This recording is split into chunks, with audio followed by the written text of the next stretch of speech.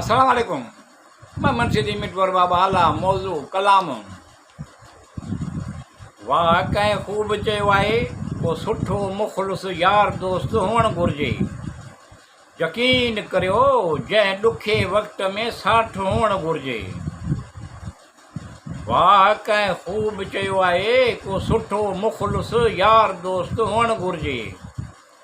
यकीन करियो जंहिंजो ॾुखे वक़्त में साठ हुअणु घुरिजे। जेको ज़ाहिर थी वञे इहो दर्द कहिड़ो, जेको ज़ाहिर थी वञे इहो दर्द कहिड़ो, जेको सम्झी सघे इहो हमदर्द घुरिजे। हा कंहिं ख़ूब चयो आहे को सुठो मुख़लिस यार दोस्त हुअणु घुरिजे।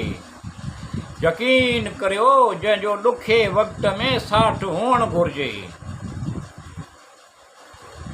अजाई कावड़ अन्ना हसद बदगुमानी न करणु घुरिजे। अजाई कावड़ अन्ना हसद बदगुमानी न करणु घुरिजे। सचो नेक नियत साफ़ दिलि हुअणु घुरिजे। वाह कंहिं ख़ूब चयो आहे को सुठो मुख़लिस यार दोस्त हुअणु घुरिजे।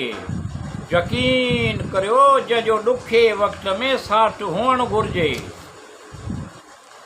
नरम लहजो प्यारियूं ॻाल्हियूं वणंदड़ क़ाबिल इज़त नरम दिलि। नरम लहजो प्यारियूं ॻाल्हियूं वणंदड़ क़ाबिल इज़त नरम दिलि। क़ाबिल यकीन सादा ख़ुशि मिज़ाज हुअणु घुरिजे। वाह कंहिं ख़ूब चयो आहे को सुठो मुख़लिस यार दोस्त हुअणु घुरिजे। यकीन करियो जंहिंजो ॾुखे वक़्त में साठ हुअणु घुरिजे। ख़ूबसूरतीअ सां गॾु इख़लाक़ सलामत रहो ख़ुशि रहो इहो सादा दिलि इंसान जो इंतिख़ाब करणु। ख़ूबसूरतीअ सां गॾु इख़लाक़ सलामत रहो ख़ुशि रहो इहो सादा दिलि इंसान जो इंतिख़ाब करणु।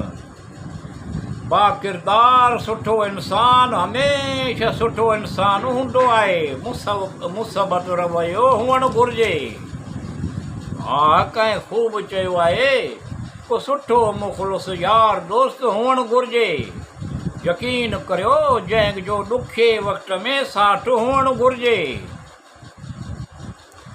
कुझु माण्हू पंहिंजो मट पाण हूंदा आहिनि, उन्हनि जो इख़लाक़ उन्हनि जो आला ज़रफ़ मिसाल हूंदो आहे।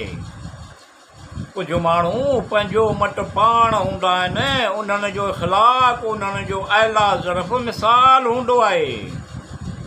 अल्लाह रहीम रब करीम पाक परवरदिगार सभिनी खे ख़ुशि आबाद करे असांखे पंहिंजो हिसो फज़ल करम फरमाए।